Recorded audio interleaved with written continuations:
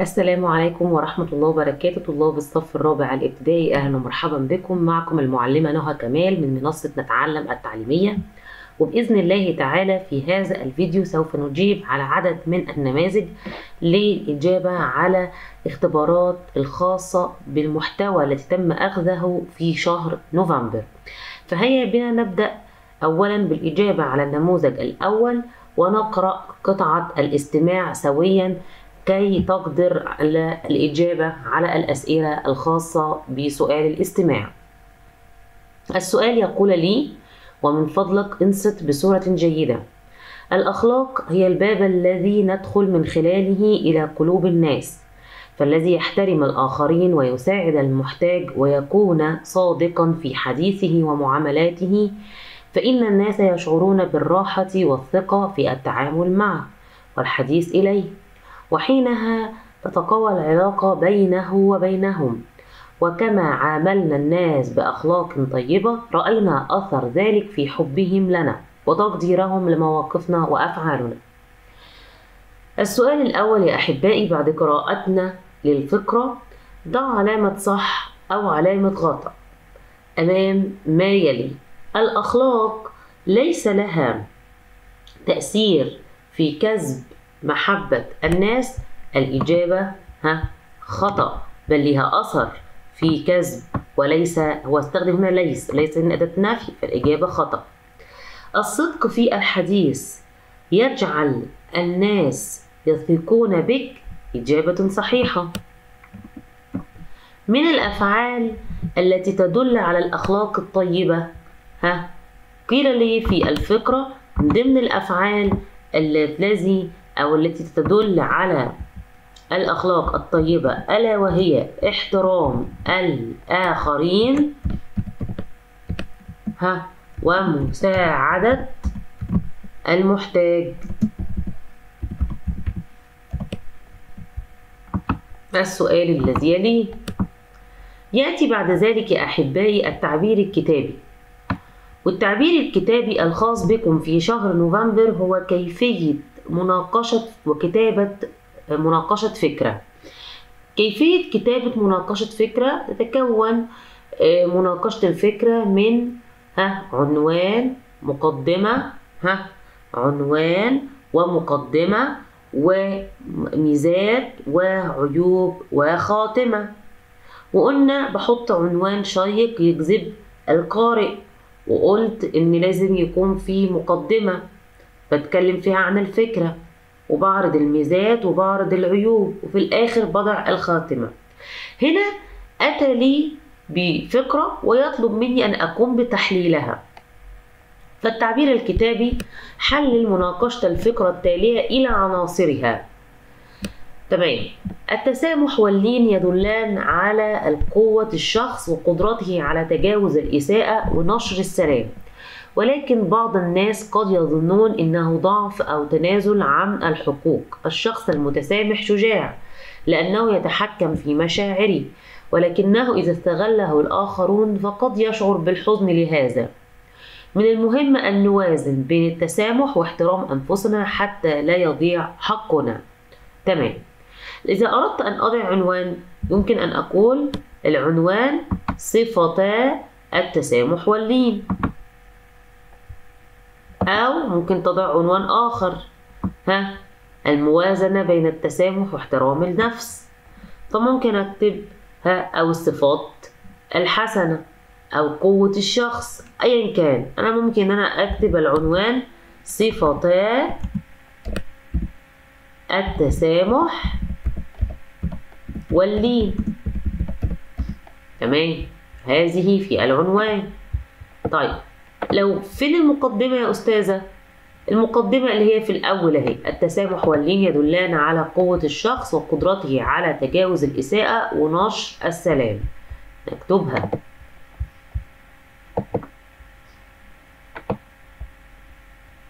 أهو التسامح واللين يدلان على قوة الشخص وقدرته على تجاوز الإساءة ونشر السلام.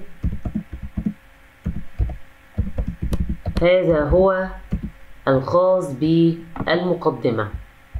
تمام. بيبدأ يقول لي طيب قوليلي بقى فين المميزات؟ فين هنا المميزات؟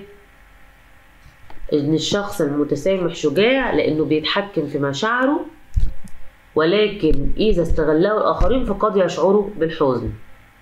طيب يبقى ممكن أقول المميزات لغاية لأنه بيتحكم في مشاعره. الشخص المتسامح شجاع، يمكن أن أكتبها الشخص المتسامح شجاع.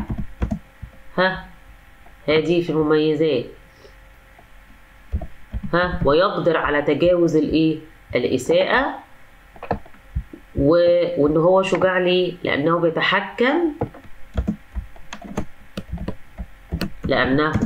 يتحكم في مشاعره، ويقدر على تجاوز الإساءة. دي مميزاته، إن الشخص اللي بيتحلى أو الشخص الشخص اللي بيتحلى بالتسامح بما يتصف. ولكن عيوبه إيه بقى؟ العيوب إن هو بيشعر بالحزن إذا شعر باستغلال الآخرين له. يشعر بالحزن عند استغلال الآخرين له. تمام. قمنا بالتحليل لمناقشة الفكرة ونبدأ في التعبير الكتابي، ونبدأ الآن بنقرأ القراءة المتحرر من محتوى. خلق الله عقل الإنسان وهيئه للتحكم بوظائف الجسم المختلفة، ومنها التحكم بالحركات والانفعالات. فأعضاء الجسم ترسل إشارات إلى العقل ليمنحها الإذن قبل القيام بأي عمل، وحينها يقبل العقل هذا العمل أو يرفضه بعد قيام الشخص بعملية التفكير. وأحيانا يبدأ عقلنا بتنبيه الجسم إلى خطر ما، فنتحرك بشكل سريع لنتجنب مصدر الخطر. فالعقل هو مصدر كل القرارات، والعاقل من يعطي نفسه فرصة أكبر للتفكير قبل اتخاذ أي قرار. يقول لي اختر الإجابة الصحيحة بين قوسين. ما مرادف كلمة يمنحها؟ أقرأ كل الاختيارات يا أحبائي. هل يسألها أم يعلمها أم يفهمها أم يعطيها؟ يمنحها أي يعطيها. مفرد كلمة أحيان: محنة، حين، حنون، حنان. مفرد أحيان حين. أكمل العبارتين التاليتين. الفكرة الرئيسة، العنوان الرئيسي اللي أنا ممكن أحطه للفكرة السابقة هي ممكن أقول أن العقل هو مصدر كل القرارات. اكتبها معكم: العقل هو مصدر كل القرارات.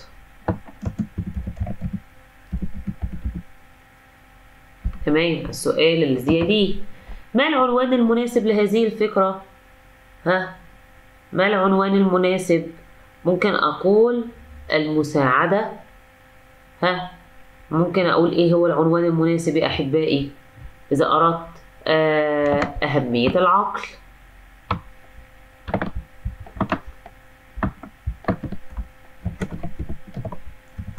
تمام. السؤال الذي يليه يقول لي في سؤال أجب: ما أهمية إعطاء العقل فرصة كافية للتفكير قبل اتخاذ القرارات؟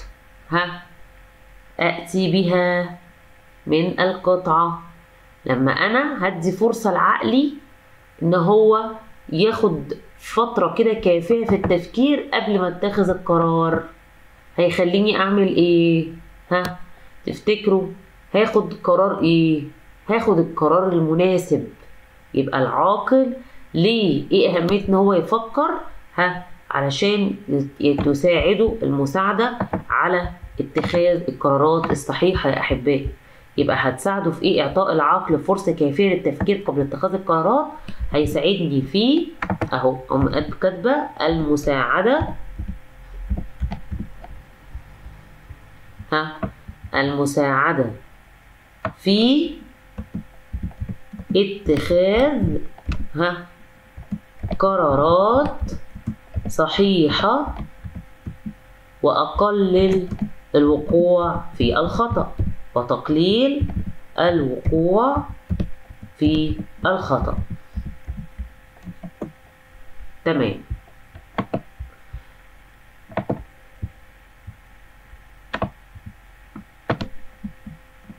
السؤال الذي يليه: وجاء وقت النص الشعري ويقول لي اقرأ الأبيات التالية.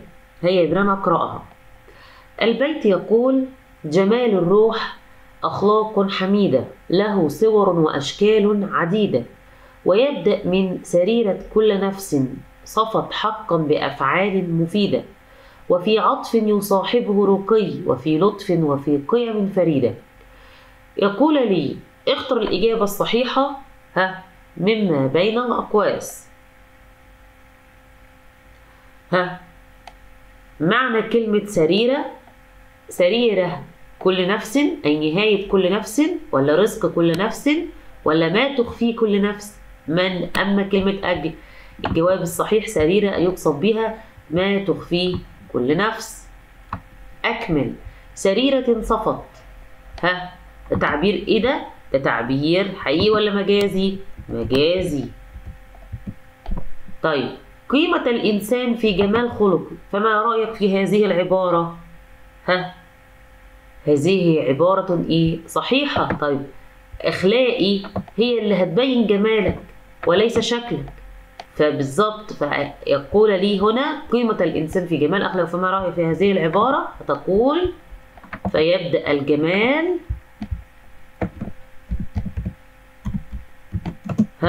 فيبدأ الجمال من سريرة، يعني من كل ما يخفيه كل نفس.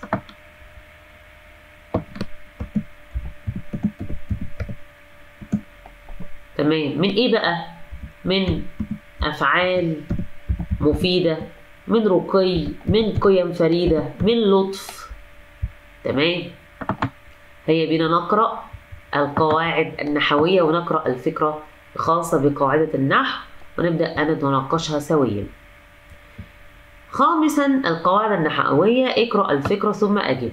الأخلاق الحميدة هي أساس المجتمعات الراقية، وتتمثل في الصدق والأمانة والتسامح، فهي منهج حياة يبني شخصية الإنسان في البيت والمدرسة والمعلمات الملتزمات والأمهات الحنونات قدوة للتلاميذ. يا أحبائي، أبلغتكم إن أولا لكي أقوم بإعراب أي كلمة قبل أن أعربها لابد أن أحدد نوع الجملة، إن كانت تلك الجملة هل اسمية أم فعلية، وبحددها بعد الفصل. بعد الفصل ببدأ جملة جديدة. تمام. في البداية قبل أن أقوم بسؤال الإعراب يقول لي استخرج من الفكرة ما يلي.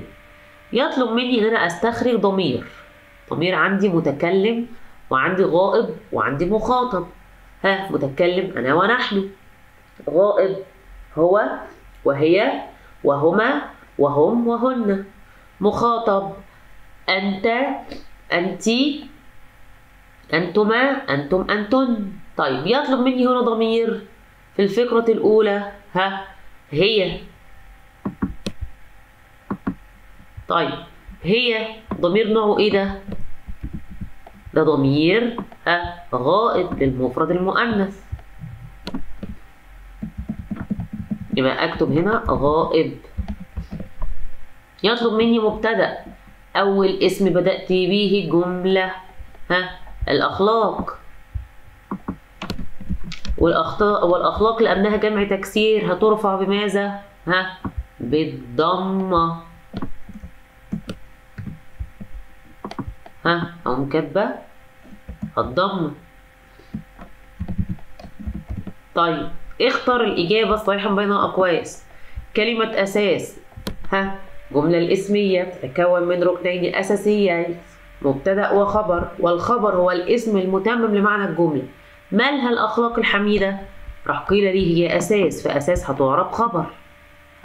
طيب كلمة المعلمات كان إعرابها مبتدأ مرفوع وعلامة رفعه جمع المؤنث السالم أحبائي، عندما يرفع بيرفع بالضمة. يقول لي بعد ذلك اجعل المبتدأ جمعا وغير ما يلزم. الصديقة أمينة، ممكن أجمعها وأقول الصديقات أمينات.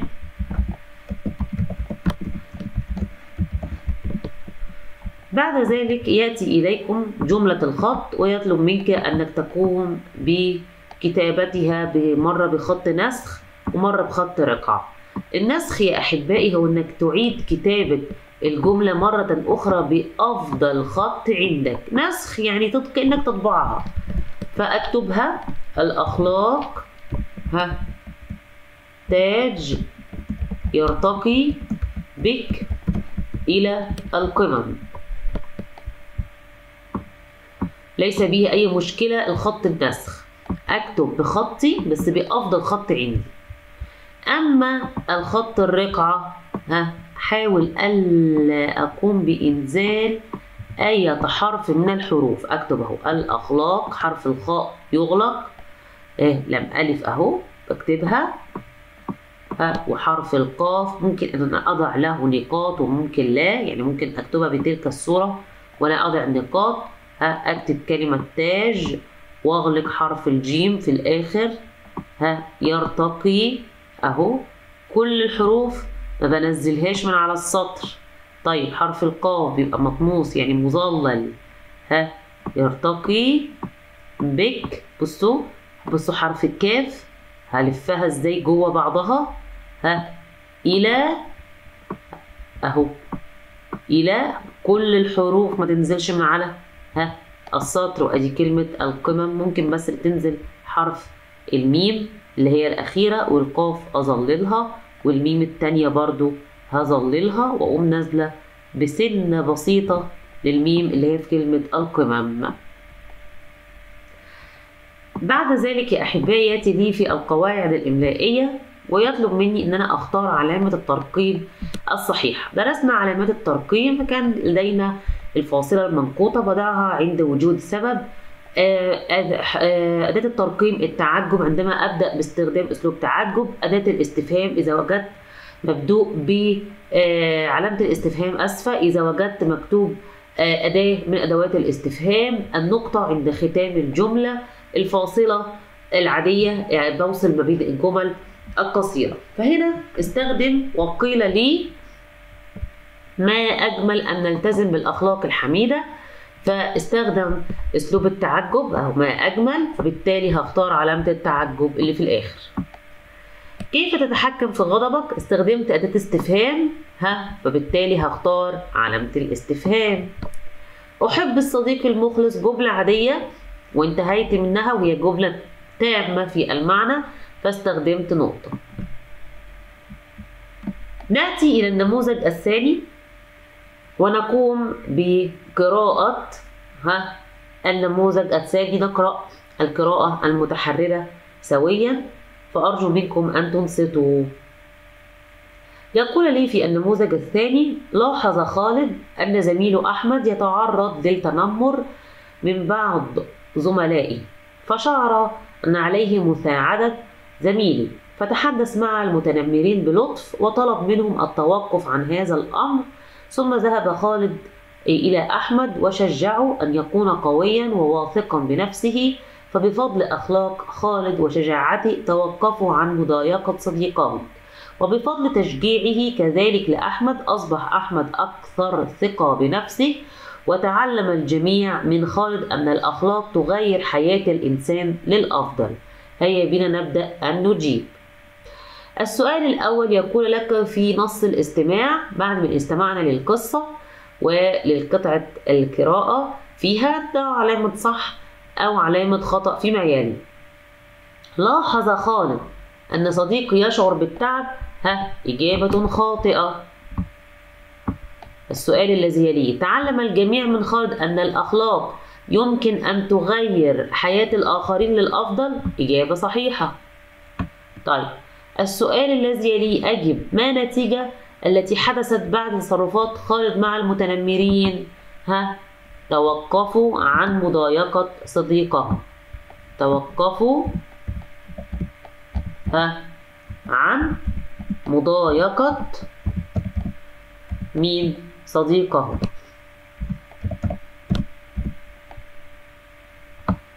السؤال الذي يليه وألا وهو السؤال الذي يليه بيطلب مني أن أكتب تعبير كتابي عن مناقشة فكرة. فالموضوع الكتابي اللي تم أخذه في شهر نوفمبر هو كان مناقشة فكرة، كان بيتكون من عنوان، مقدمة، أذكر ميزات وأذكر عيوب وأضع خاتمة ولا أقل يا أحبائي عن كتابته عن 70 كلمة ولا أزيد عن 100 كلمة. وأود أن أفكركم أن حروف الجر أو حروف العطف التي تستخدموها تحتسب من عدد الكلمات. طيب الموضوع بتاعنا بيقول لي إيه؟ قرر طلاب الصف الرابع الابتدائي بدء حملة لمساعدة العاملين على نظافة المدرسة. ناقش هذه الفكرة. هكتب اهو مناقشة فكرة في حدود من كام لكام؟ من 70 ل 100 كلمة مراعيا عناصرها. يعني أراعي عناصر مناقشة الفكرة. أول حاجة لابد أن أضع عنوان. فالفكرة بتاعتي اللي هو عايز إن أنا أكتب فيها بيتكلم عن إيه؟ طلاب الصف الرابع بدء حملة لمساعدة العاملين على النظافة، نظافة المدرسة. ممكن أقول العنوان حملة لمساعدة عمال النظافة.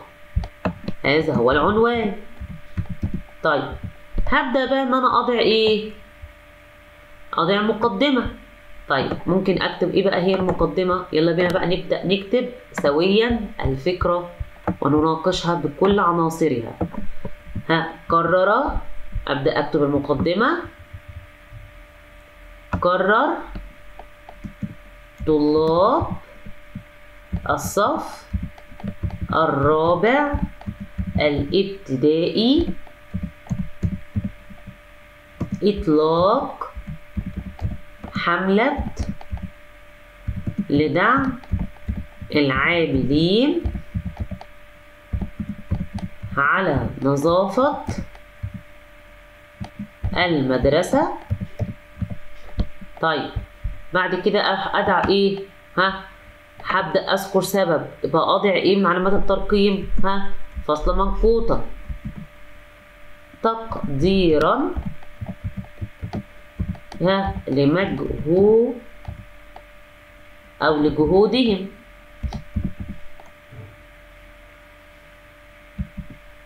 تمام. طيب هبدأ جملة جديدة. ساعدت الحملة، مميزات اهي بقى، في تحسين نظافة المدرسة. هوصل يبقى احط فاصلة. وزادت التعاون بين الطلاب. فاصلة. ورفعت قيمة احترام العمل. طيب انا خلاص خلصت، حطي نقطة. هبدأ بقى انا كده خلاص كتبت مميزات، هبدأ اكتب العيوب. واجه الطلاب ضيق الوقت. فاصلة. وصعوبة تنظيم الأدوار بين الجميع. خلاص كتبت العيوب اهو. ناقص لي اكتب ايه بقى؟ الخاتمة. يلا اكتبها. نجحت الحملة في تعزيز الشعور بالمسؤولية فاصلة، وأثبت الطلاب أن العمل الجماعي يصنع فرقا كبيرا، وأضع نقطة. إذا نظرت للموضوع اللي احنا كتبناه سويا يا أحبائي، هجد إن في هذا الموضوع استخدمت ماذا؟ استخدمت به علامات الترقيم، استخدمتها بصورة صحيحة، وكتبت وناقشت عناصر كتابة موضوع مناقشة فكرة. أدخل بعد ذلك على ثالثا ألا وهي القراءة. هيا بنا نقرأ القراءة المتحرر من محتوى. يقول لي نأتي بالقراءة. يحكى أي يقص أن ملكا عظيما دعا وزراءه وقال: أشعر بحزن شديد، فالناس في مملكتي لا يحبونني، وأريد أن أغير نظرتهم عني، ومن يساعدني منكم له جائزة كبيرة. اندهش الوزراء من هذا الطلب وشعروا بحيرة شديدة، وحاول كل منهم أن يبحث عن حيلة ذكية تساعد الملك، وكان الملك يستمع إلى مقترحاتهم ويرفضها. وفي نهاية اليوم جاء خادم بسيط وقال: يا مولاي، أعظم شيء يجذب الناس هو الكلمة الطيبة والتصرفات الصادقة التي تجعلك تسيطر على قلوبهم فيحبونك. حينها قفز الملك فرحا وقال: صدقت، أنت الذي تستحق الجائزة. استخرج من الفكرة. أستخرج من ماذا؟ من الفكرة. يطلب مني مرادف كلمة تردد. تردد يقصد بها أي حيرة أهي أحبائي، كلمة حيرة أهي، فأكتب كلمة حيرة.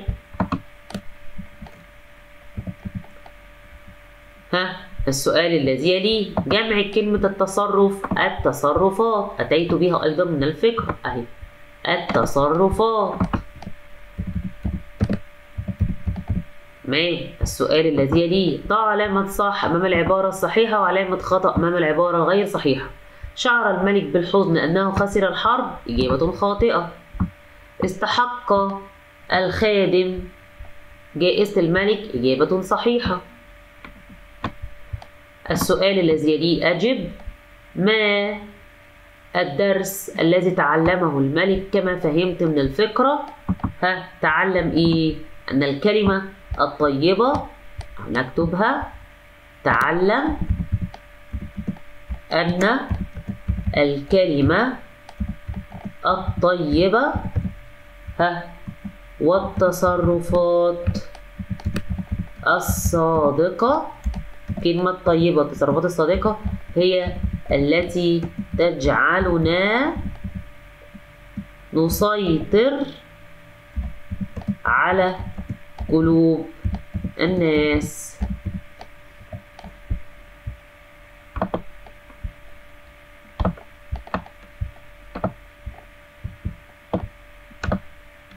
طيب، السؤال الذي يليه يقول لنا: لخص الفكرة السابقة. والتلخيص هو أن أنا أكتب المحتوى اللي قد فهمته، فممكن أن أقول في التلخيص: شعر الملك بالحزن لعدم محبة الناس له، فطلب من وزرائه مساعدته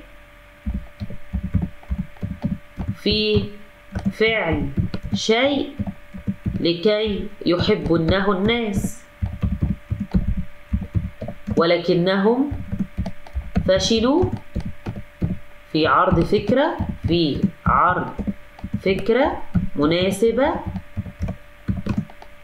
وعرض خادم بسيط فكرة فأعجب بها الملك وأخذ الخادم الجائزة. أنا كده قمت بتلخيص هذه الفكرة. بعد القراءة يأتي النص الشعري. رابعا النص الشعري، فهيا بنا نقرأ. النص الشعري: اقرأ الأبيات التالية ثم أجب. قد كان لي صديق يساعد الصغار، يسير في هدوء، يحترم الكبار، يصفو بكل ود ويحسن الجوار.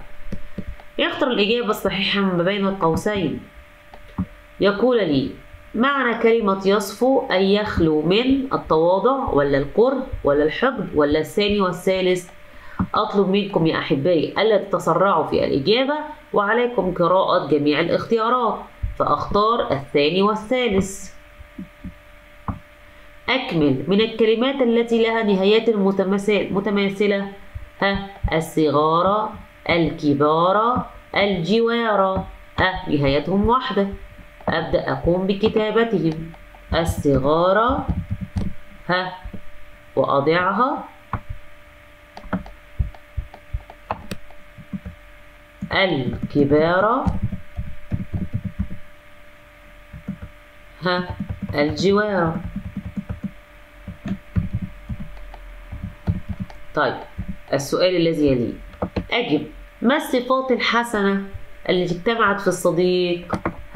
مساعدة الصغار، واحترام الكبير، وصفاء القلب من الكره والحقد. يبقى مساعدة الصغار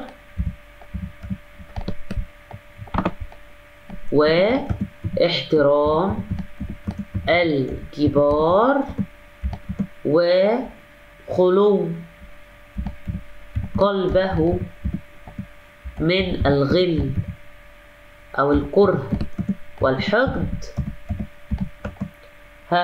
وحسن الجوار. طيب انتهيت من الشعر. أبدأ في القواعد النحوية وأقرأ الفكرة بصورة جيدة. يقول لي: اقرأ الفكرة ثم أجب. الجميع مسؤول عن التحلي بالصدق والأمانة في حياته اليومية، فهما أساس العلاقات الناجحة. الصدق يجعل الإنسان محل احترام الآخرين، والأمانة رمز الإخلاص وتحمل المسؤولية. استخرج من الفكرة مبتدأ. قلت لكم إن المبتدأ يكون أول اسم ببدأ به الجملة، فالجميع هو الاسم الذي بدأت به الجملة. طيب هيرفع بماذا يا أستاذة؟ يرفع بالضمة، فأكتب كلمة علامة رفعه الضمة. طيب بعد ذلك يطلب مني ضمير، والضمائر ثلاث: متكلم وغائب مخاطب.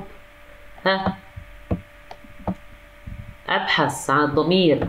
هما، فهما. طب اتصل بيه حرف الفاء يا أستاذة؟ عادي خالص، كأن الفاء دي مش موجودة.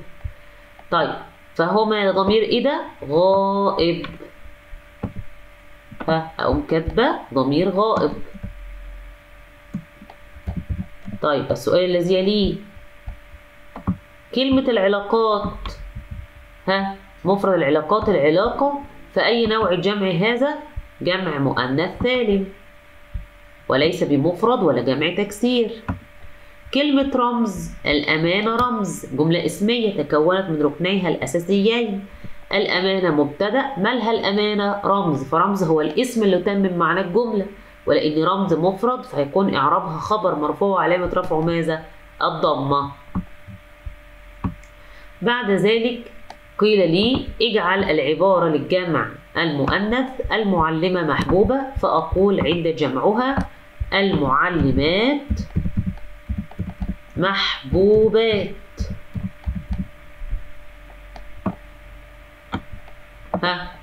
يليها بعد كده كتابة الخط. وأبلغتك يا أحبائي لدي نوعان من الخط: خط نسخ وخط رقعة. النسخ إن أنا أنسخ الجملة كما هي بأفضل خط عندي، فبيقول لي: بالأخلاق تزدهر المجتمعات وتعلو الأمم. طيب كتبتها هي لكن خط الرقعة أبلغتك بخط الرقعة ما حاولش إن أنا أنزل حروف كتير تحت السطر. أكتب أهو بالأخلاق أغلق حرف الخاء، أدي لم ألف.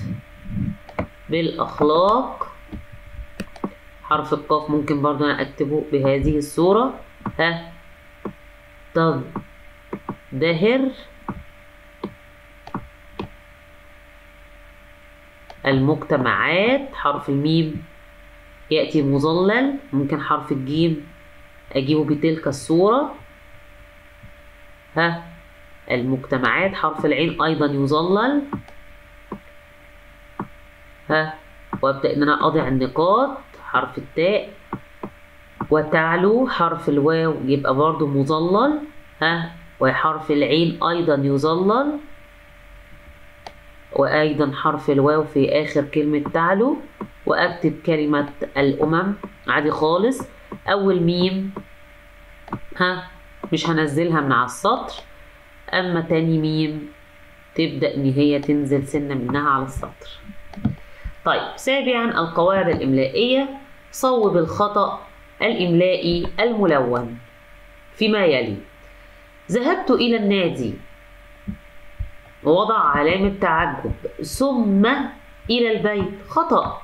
فأود أن أوصل ما بين الجمل فأضع فاصلة. أضع ماذا؟ أهو فاصلة.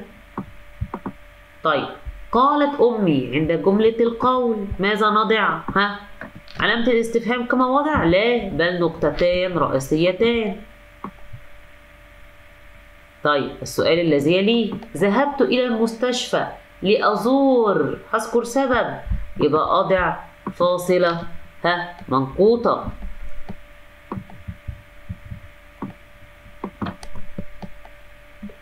بعد ذلك يا أحبائي ننتقل إلى النموذج الثالث والأخير، فهيا بنا نقوم بقراءة قصة الاستماع وفكرة الاستماع. فيقول لي فيه السؤال الأول: الاستماع، استمع ثم أجب. ضع علامة صح أو علامة خطأ فيما يلي. نقرأ طب يا أستاذ الأول قبل أن أقرأ الأسئلة. السؤال يقول لك: أضاع يوسف حقيبته في ساحة المدرسة، فأخذ يبحث عنها في كل مكان، ولم يمر وقت طويل حتى جاء زميله عمر وأعاد إليه حقيبته. شكر يوسف عمر كثيرا على أمانته، وأخبر المعلم بما حدث. وحين علم المعلم بالأمر شكر عمر على أخلاقه أمام طلاب الفصل، وقال: الأخلاق ليست مجرد كلمات ولكنها أفعال، وعمر أثبت ذلك بنفسه. سعد عمر بهذه الكلمات كثيرا وشكر معلمه. هيا بنا نذهب إلى الأسئلة. يقول لي في السؤال الأول: ضع علامة صح أو علامة خطأ فيما يلي. وجد يوسف الحقيبة في ساحة المدرسة بنفسه. إجابة خاطئة، بل ساعده صديقه عمر. أظهر عمر أخلاقا حسنة عندما أعاد الحقيبة إلى يوسف. نعم. يقول لي قال المعلم: الأخلاق ليست نقط ولكنها نقط. المعلم قال الأخلاق ليست مجرد كلمات، بل هي أفعال، ولكنها أفعال.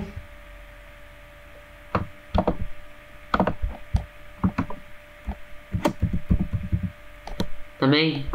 بعد ذلك يا أحبائي يتلي ثانيا بالتعبير الكتابي. وقيل لي: اقترح طلاب الصف الرابع الابتدائي إقامة حفل استقبال لطلاب الصف الأول في اليوم الأول من الدراسة ليشعر الطلاب بالسعادة. اكتب مناقشة لهذه الفكرة موضحا ميزات وعيوب. ميزات وعيوب هذه الفكرة في حدود من 70 ل 100 كلمة. طيب لو أنا عايزة أحط عنوان، لأن مناقشة فكرة تبدأ بوضع عنوان. ممكن أن أقول العنوان حفل استقبال حفل استقبال طلاب الصف الأول.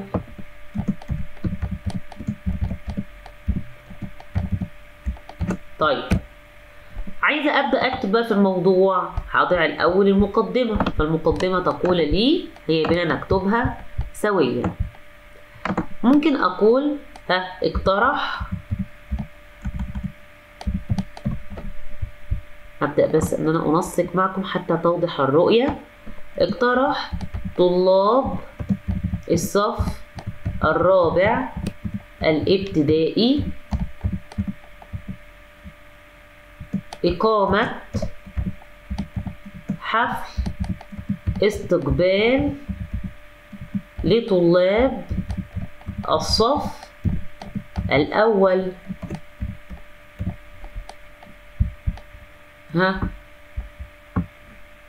في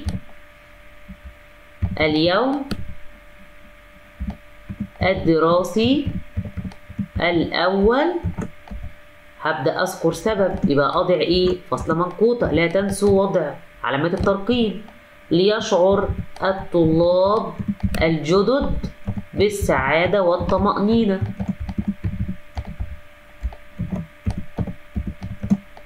طيب أظبط كلمة الطمأنينة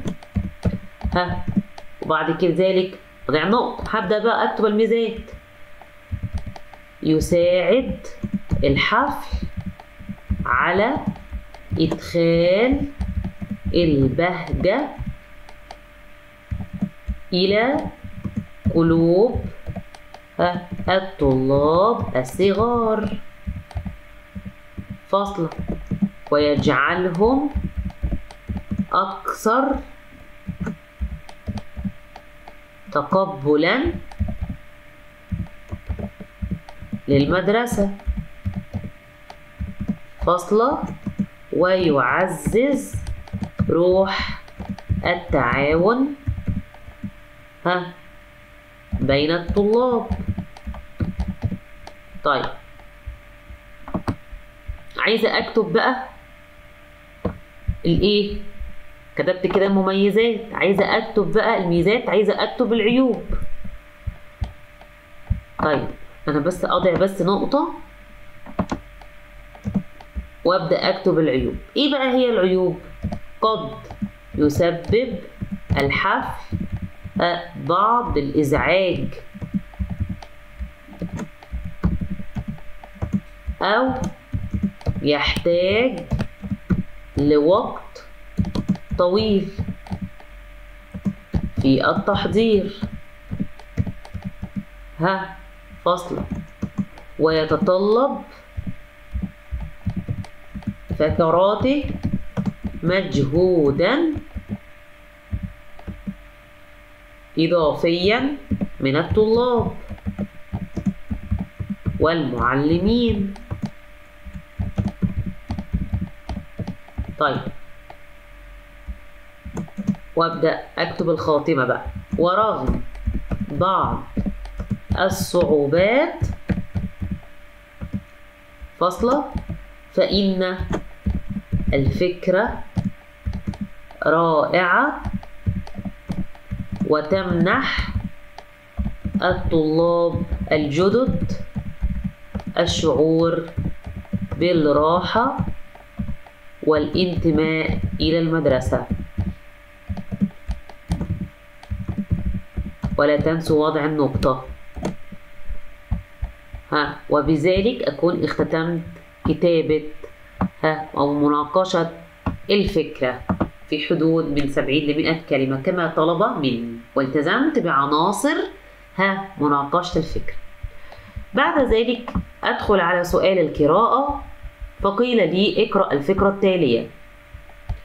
يقول: كنت في السيارة مع أبي في إحدى إشارات المرور، تأملت الألوان الثلاثة التي تتحكم بحركة الناس والسيارات، فخطرت لي فكرة: لماذا لا ألجأ إلى تفعيل هذه الألوان في تعاملي مع الآخرين؟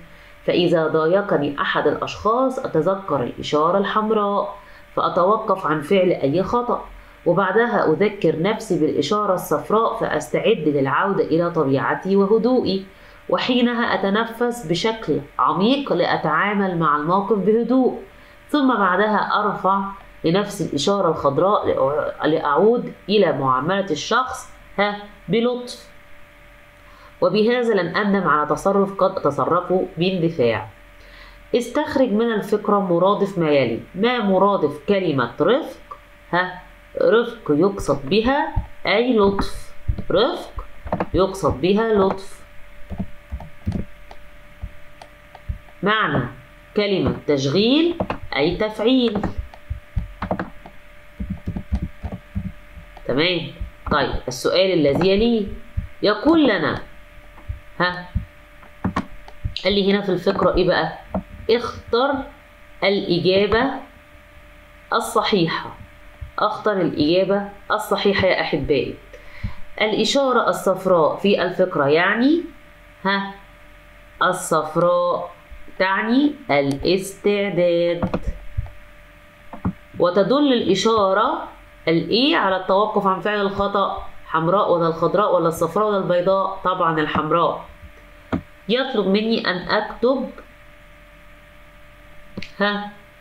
أكتب فكرتين فرعيتين للفكرة السابقة. يمكن أقول الإشارة الحمراء بتذكر الشخص بالتوقف.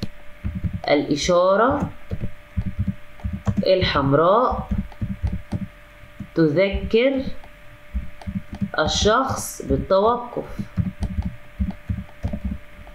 دي أول فكرة فرعية.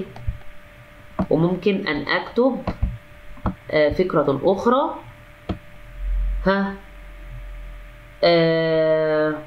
الإشارة الصفراء تساعد الإنسان على الهدوء وضبط النفس.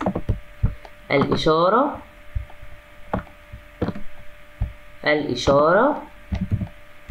الصفراء تساعد الإنسان على ضبط النفس.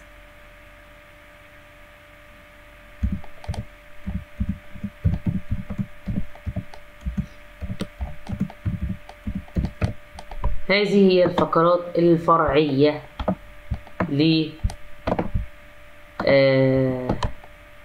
لهذه الفكرة السابقة. تمام. يقول لي أبدأ أن أضبط لكم الخط حتى تكون الصورة واضحة. أتي بهذه ثم أتي بهذه. طيب يقول لي يا أحبائي إذا واجهت موقفا أزعجك كيف يمكن تطبيق فكرة الإشارات الثلاث؟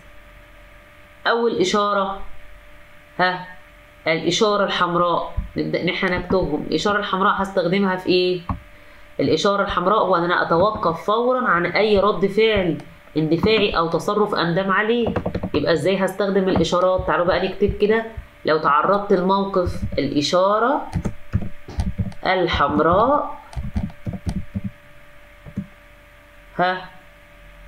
أي تعني أتوقف فورا عن أي رد فعل اندفاعي. طيب لو أنا عايزة أكمل بقية الإشارات. طب الإشارة الصفراء هستخدمها إزاي في الموقف اللي أنا الموقف المزعج اللي مريت بيه؟ أستعد للعودة إلى طبيعتي وهدوئي. طيب الإشارة الخضراء هتستخدمها في إيه؟ أتعامل مع الموقف بلطف وحكمة، وبذلك أكون استخدمت إشارات المرور في كيفية إدارة موقف أزعجني. بعد ذلك نتجه إلى النص الشعري فيقول لي اقرأ الأبيات التالية ثم أجب. قد ذاع في الآفاق قول عن الأخلاق، قد قاله أجدادي لكل قلب راقي محامد الأخلاق تحمي من الإخفاق. اختر الإجابة الصحيحة ما بين القوسين. ما معنى كلمة زاع؟ هل سبق أم اقترب أم تأخر أم انتشر؟ زاع أي انتشر. هات من الأبيات تعبير مجازي. محامد الأخلاق تحمي، هذا هو تعبير مجازي. محامد أي مكارم الأخلاق يعني. محامد الأخلاق تحمي، هذا هو تعبير مجازي. يتحدث الشاعر في الأبيات عن الأخلاق الحميدة. هكتبها معكم، الأخلاق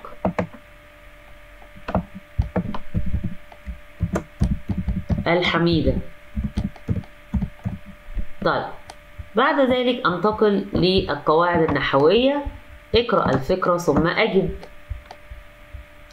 أمي معلمتي قد علمتني حسن الخلق بكلماتها الطيبة، وأبي قدوتي بتواضعه واحترامه للآخرين، منهما تعلمت أشياء كثيرة مثل الكلمات الطيبة كنوز، والأخلاق أفعال وهي أغلى ما يمكن أن يتحلى به الإنسان. يطلب مني أن أنا أستخرج من الفكرة ما يلي: مبتدأ ويكون مفرد أمي، فأختار الجواب الصحيح ألا وهي أمي. مالها أمي؟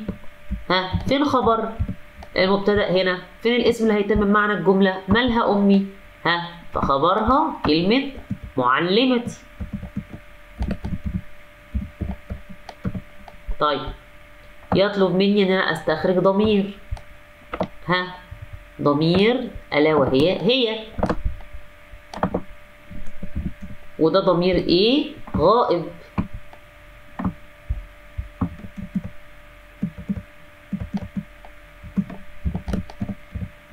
تمام. السؤال الذي يليه: اكمل بما هو مطلوب بين القوسين نقط ناضجة. ويطلب مني ان انا اضع مبتدأ جمع تكسير، فاقول الثمار ناضجة. طيب السؤال الذي يليه يقول نقط طالبان متميزان. يطلب مني ان اضع ضمير مخاطب. ضمير المخاطب للمثنى المذكر انتما. السؤال الذي يليه يقول اكتشف الخطأ ثم صوبه وأعد كتابة الجملة الصحيحة. الكلمات الطيبة كنوز، دي جملة اسمية، فالجملة الاسمية تتكون من ركنيها الأساسيين المبتدأ والخبر، والمبتدأ والخبر بيكون مرفوعان. لو كانت الكلمة مفرد أو جمع تكسير أو جمع مؤنث سالم هيرفعوا بالضمة، فهقول الكلمات الطيبة مالها؟ كنوز وليست كنوز، فهذا هو الصحيح يا أحبائي. وبذلك يا طلابي طلاب الصف الرابع الابتدائي نكون انتهينا من مراجعة شهر نوفمبر بالإجابة على عدد من النماذج، وعرفتكم وناقشت معكم كيفية الإجابة عنهم بصورة صحيحة. أتمنى لكم التوفيق والنجاح وأراكم على خير، والسلام عليكم ورحمة الله وبركاته.